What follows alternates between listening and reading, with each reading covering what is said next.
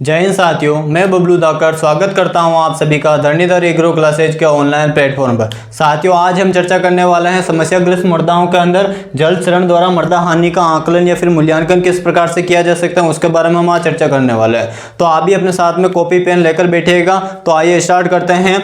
जल क्षरण द्वारा मृदा हानि का आकलन किस प्रकार या फिर मूल्यांकन किस प्रकार से किया जा सकता है, तो उसके बारे में हम चर्चा करते हैं। तो सबसे पहले हम देखते हैं ये जो मूल्यांकन जो किया जाता है उसके लिए एक समीकरण विकसित की गई थी, एक इक्वेशन विकसित की गई थी और उस इक्वेशन को हम सार्वभौमिक जो विकसित समीकरण जो विकसित की गई थी उस समीकरण को हम सार्वभौमिक मृदा हानि समीकरण कहते हैं। जो समीकरण विकसित की गई थी उस समीकरण को हम सार्वभौमिक मृदा हानि समीकरण के नाम से जानते हैं, यानी कि इसको हम यूनिवर्सल सॉइल लॉसेस इक्वेशन के नाम से जानते हैं। ठीक है ना। अब हम बात करते हैं वो समीकरण कौन सी है जिसको हम सार्वभौमिक मृदा हानि समीकरण के नाम से जानते हैं। तो वो समीकरण हो जाएगी एफ, यहाँ पर एफ का अर्थ हो जाएगा यहाँ पर फंक्शन, और ई का अर्थ हो जाएगा यहाँ पर हमारे यहाँ पर हमारे एफ का अर्थ यहाँ पर हो जाएगा फंक्शन, यानी कि कौन कौन से ऐसे फैक्टर हैं या फिर कौन कौन से ऐसे फंक्शन हैं जो क्या करते हैं हमारे सॉइल का मूल्यांकन के लिए हमारे हेल्प करते हैं। तो वो कौन कौन से कारक हो जाएंगे, वो मुख्य रूप से हमारे कारक हो जाएंगे, 6 कारक हो जाएंगे। कौन कौन से? आर, के, एस, एल, सी, पी। ठीक है ना। ये 6 कारक हो जाएंगे। ये 6 कारक हो जाएंगे। कौन कौन से? आर, के, एस, एल, सी, पी। अब इनमें से किस कारक का क्या अर्थ होता है वो थोड़ी देर बाद में हम देखेंगे। फिलहाल हम चर्चा करते हैं ये जो समीकरण है ये समीकरण किसके द्वारा विकसित की गई थी, ये समीकरण किसके द्वारा विकसित की गई थी उसके बारे में हम चर्चा करते हैं। तो ये जो मुख्य रूप से जो समीकरण है ये विकसित की गई थी हमारे 2 वैज्ञानिक हुए थे, विस्मायर व स्मिथ के द्वारा इसको विकसित की गई थी। विस्मायर व स्मिथ के द्वारा विकसित की गई थी। और कब की गई थी? तो 1978 में इसको विकसित की गई थी। ये मुख्य रूप से हमें पता होना चाहिए। ठीक है ना। तो तीनों पॉइंट इंपॉर्टेंट है कि जो समीकरण है वो कौन, उस समीकरण को किस नाम से जाना जाता है, तो सार्वभौमिक मृदा हानि समीकरण के नाम से जाना जाता है। और वो समीकरण कौन सी हो जाएगी? तो वो समीकरण हो जाएगी हमारे आर, के, एस, एल, सी, पी। और किसके द्वारा विकसित की गई थी? तो विस्मायर व स्मिथ के द्वारा 1978 में विकसित की गई थी। ये हमें ध्यान रखना है। स्क्रीनशॉट लीजिए इसका फटाफट से। उसके बाद में हम ये जो 6 समीकरण के अंदर जो कारक हैं इनके कारकों का अर्थ क्या होता है उसके बारे में हम चर्चा करते हैं। तो अगला जो हमारा इसी के अंदर जो पॉइंट हो जाएगा वो हो जाएगा ये इन फैक्टर के बारे में हम अध्ययन करते हैं। तो फैक्टर कौन कौन से हैं? आर, के, एस, एल, सी, पी। जिसमें हम बात करें आर का अर्थ क्या होता है, तो आर का अर्थ होता है यहाँ पर रेनफॉल इरोजिविटी इंडेक्स, रेनफॉल इरोजिविटी इंडेक्स। के का अर्थ होता है यहाँ पर के की बात करें तो के का अर्थ हो जाएगा यहाँ पर सॉइल इरेडिबिलिटी फैक्टर। क्या हो जाएगा? Soil erodibility factor. ठीक है ना। उसके बाद हम बात करें एस का अर्थ क्या होता है, तो यहाँ पर एस का अर्थ होता है स्लोप स्टीपनेस फैक्टर। क्या होता है? एस का अर्थ होता है स्लोप स्टीपनेस फैक्टर। और जो हम जब कभी भी हम मूल्यांकन करते हैं तो इसके लिए जो ढाल रखा जाता है, स्लोप रखा जाता है, वो कितना रखा जाता है? तो 9% इसके अंदर ढाल रखा जाता है। ठीक है ना। उसके बाद आता है लेंथ का यहाँ पर हो जाएगा एल का अर्थ हो जाएगा यहाँ पर स्लोप लेंथ फैक्टर। और ये जो स्लोप जो रखा जाता है जो ये लंबाई जो रखी जाती है वो कितनी रखी जाती है? तो वो रखी जाती है 22.6 मीटर। इसकी क्या रखी जाती है? लंबाई रखी जाती है। ठीक है ना। उसके बाद हम बात करें सी की बात करें तो सी का अर्थ यहाँ पर होता है क्रॉप मैनेजमेंट फैक्टर। क्या हो जाएगा? इसका अर्थ हो जाएगा यहाँ पर क्रॉप मैनेजमेंट फैक्टर। उसके बाद में आता है पी का अर्थ होता है यहाँ पर सपोर्ट प्रैक्टिस फैक्टर। यहाँ पर पी का अर्थ क्या होता है? सपोर्ट प्रैक्टिस फैक्टर आता है। ये हमें ध्यान रखना है। तो ये जो इक्वेशन में जो 6 कारक थे उन 6 कारकों का अर्थ क्या क्या होता है? तो आर का अर्थ होता है रेनफॉल इरोजिविटी इंडेक्स, यानी कि जो टोटल जो वर्षा हो रही है वो उसका एक सूचकांक बनाया जाता है। सूचकांक के अंदर देखा जाता है कि जो कुल जो वर्षा हो रही है वो कितना हो रही है और उसके द्वारा कितना अपर्दन हो रहा है वो सूचकांक के अंदर बताया जाता है। सोइल इरिडेबिलिटी फैक्टर यानी कि कौन कौन से कारक इसको प्रभावित कर रहे हैं। जैसे हम बात कर रहे हैं जो प्रभावित करने वाले जो कारक होते हैं, जलवायु हो गया, वनस्पति हो गया, ह्यूमन फैक्टर हो गया, कौन कौन से कारक प्रभावित कर रहे हैं वो इसके अंदर देखा जाता है।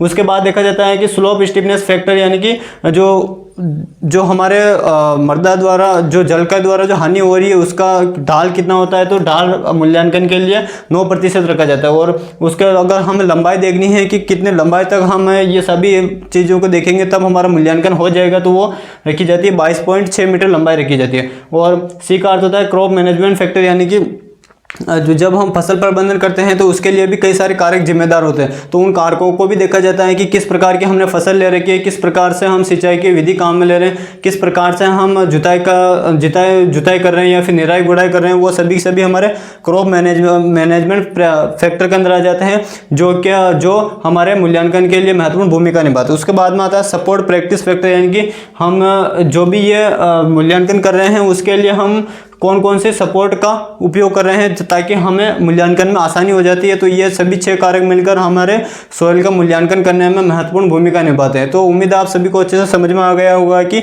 जो समीकरण है वो समीकरण के अंदर जो 6 कारक हैं उनका सभी का अर्थ क्या होता है, तो ये हमें ध्यान रखना है, ठीक है ना। अगर इसका स्क्रीनशॉट लेना हो तो स्क्रीनशॉट लीजिए। उसके बाद में हम थोड़ा और आगे बढ़ते हैं। इसके बाद में इनसे संबंधित 2-3 बातें और हैं जो वो हम चर्चा कर लेते हैं यहाँ पर। तो इसके बाद में आता है जो ये 6 कारक हैं, इन 6 कारकों का हम क्लासिफिकेशन देखते हैं कि इन 6 कारकों में से हम किन कारकों को कंट्रोल कर सकते हैं और किन कारकों को कंट्रोल नहीं कर सकते, उनके बारे में हम चर्चा करते हैं। तो जो 6 कारक हैं RKS LCP, इन 6 कारकों की बात करें तो इन 6 कारकों के अंदर जो शुरू के जो 3 हैं R, K और S, ये जो शुरू के जो 6 हैं इन 6 को हम क्या कर सकते हैं, इनको हम नियंत्रित नहीं कर सकते। इन जो शुरू के जो 3 कारक है RKS, इनको हम क्या कर सकते हैं, नियंत्रित नहीं कर सकते। यानी कि वर्षा हो रही है, वर्षा को हम कंट्रोल नहीं कर सकते, ये प्रकृति की देन है। उसी के बाद हम बात करें के का अर्थ होता है यहाँ पर सोइल इरिडेबिलिटी फैक्टर, तो इसको भी हम नियंत्रित नहीं कर सकते हैं, ये भी प्रकृति के द्वारा होती है। और स्लोप का अर्थ होता है यहाँ पर ढाल अलग अलग जगह अलग अलग ढाल होता है। तो कहीं पे पहाड़ होते हैं, कहीं पर उबड़ खाबड़ जगह होती है, कहीं पे मैदानी भाग आ जाता है, कहीं पर दलदली भाग आ जाता है। तो जो ढाल होता है वो भी हर जगह का अलग अलग होता है, तो उसको भी हम नियंत्रित नहीं कर सकते। तो ये 3 जो कारक होते हैं इनको हम नियंत्रित नहीं कर सकते, शेष बचे हुए को हम नियंत्रित कर सकते हैं। शेष कौन से बचे हुए, LCP, इन तीनों को हम क्या कर सकते हैं, नियंत्रित कर सकते हैं। तो अब इनको हम अगर नियंत्रित कर सकते हैं तो किस माध्यम से कर सकते हैं, तो इनको नियंत्रित करने के लिए जो माध्यम अपनाया जाता है वो 3 माध्यम अपनाए जाते हैं, या फिर हम 3 कारकों की वजह से इनको हम नियंत्रित कर सकते हैं। पहला आता है इसके अंदर कृषि प्रबंधन करके, यानी कि जो हम एग्रीकल्चर के अंदर जो भी प्रैक्टिस कर रहे हैं या जो भी हम फसल उत्पादन ले रहे हैं या जो भी फसलें बो रहे हैं उनका हम मैनेजमेंट करके हम इनका कंट्रोल कर सकते हैं। दूसरा आ जाएगा इसके अंदर हमारे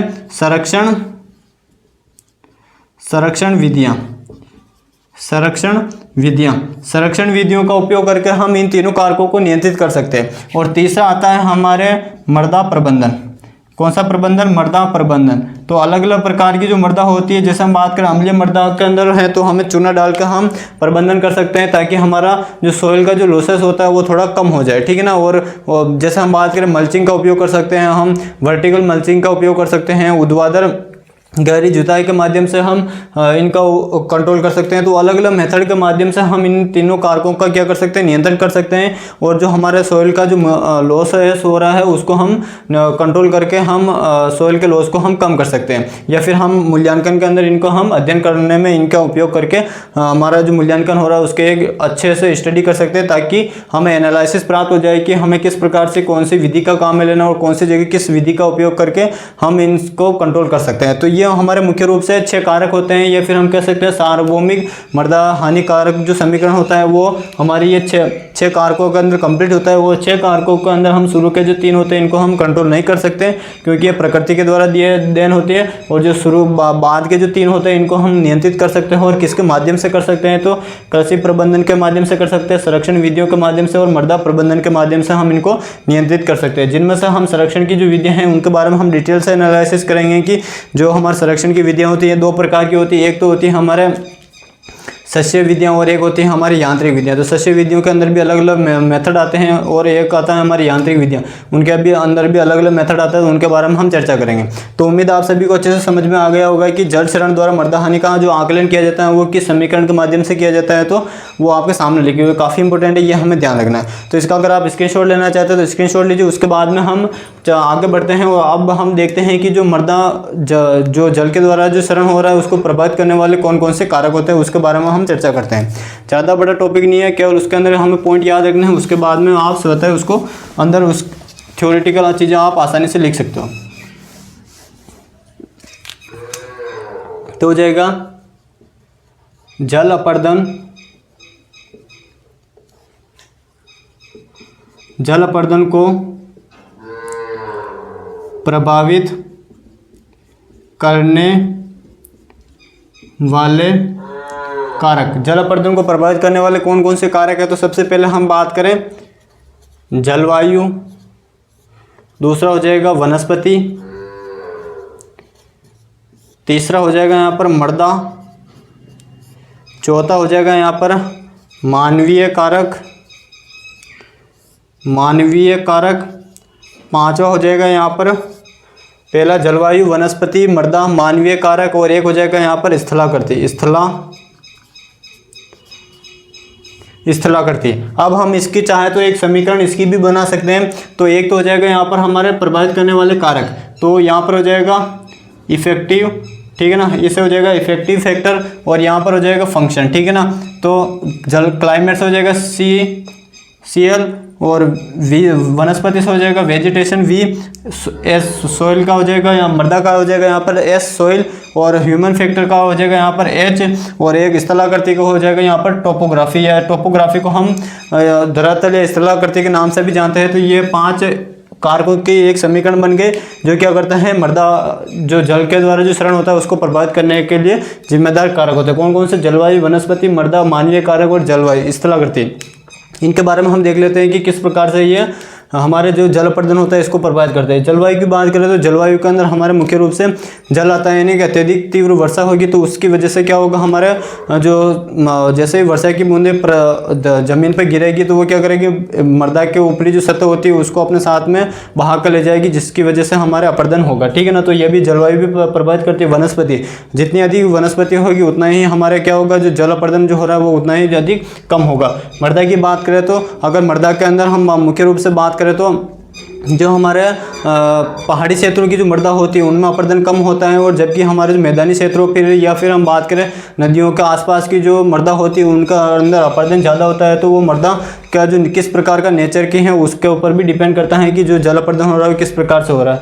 ह्यूमन फैक्टर की बात करें तो कई सारे जगह आपने देखा होगा सड़क का कार्य चल रहा है, रेल का कार्य, रेल मार्गों का काम चल रहा है, तो उस कंडीशन में क्या होता है, आसपास की जो भूमि होती है उसको काटा जाता है। तो उसकी वजह से उनको काटने के लिए मानव अलग अलग मशीनों का उपयोग करता है, जिसकी वजह से बड़े बड़े पहाड़ ऐसे कैसे ढह जाते हैं। तो वो मुख्य रूप से हमारे मानवीय कार्य के अंदर आते हैं। स्थलाकृति की बात करें तो कई सारी जगह उबड़ खाबड़ होती है। अगर बिल्कुल अगर जो पहाड़ी क्षेत्र हैं तो उस कंडीशन में जो पानी का जो वेग रहेगा, बहाव रहेगा, वो अत्यधिक तीव्र रहेगा। तो वो यहाँ की जो मिट्टी होगी उसको अपने साथ में बहाकर तीव्र गति से ले जाएगा, तो वो हमारी स्थलाकृति हो जाएगी। और बात करें अगर मैदानी क्षेत्रों की बात करें तो मैदानी क्षेत्रों में बिल्कुल मैदान होता है तो पानी का जो फैलाव होता है वो तीव्र हो जाता है, अधिक क्षेत्र में फैल जाता है, जिसकी वजह से उसका वेग कम हो जाता है और मृदा का कटाव कम होता है। तो स्थलाकृति भी इसको प्रभावित करने के लिए महत्वपूर्ण जिम्मेदार कारक होता है। तो इसी के साथ में आज का सेशन हम यहीं कंप्लीट करते हैं। और आज का सेशन के अंदर हमारे जो जल शरण से संबंधित जितनी भी बातें थी, या फिर हम कह सकते हैं कि मृदा शरण के अंदर जो जल शरण है वो टॉपिक यहीं पर कंप्लीट होता है। जल शरण को हमने डिटेल से एनालिसिस किया। तो आप भी अगर प्रॉपर नोट्स बनाओ तो इसी रूप में बनाना कि एक बार में नोट्स कंप्लीट हो जाए। उसके बाद में जब भी आप नई चीज़ें आपको अगर जल शरण से संबंधित पता चले तो उसमें आप केवल उसमें ऐड कर दे, ये नहीं कि बार बार आप प्रॉपर नोट्स बनाने लग जाए। तो उम्मीद है आप सभी को आज का सेशन अच्छा लगा होगा। अगर सेशन अच्छा लगा हो तो अपने साथियों के साथ में से अधिक शेयर करें। और अभी तक आपने हमारे चैनल को सब्सक्राइब नहीं किया तो चैनल को सब्सक्राइब करें। मिलते हैं नेक्स्ट सेशन में, तब तक के लिए जय हिंद जय भारत।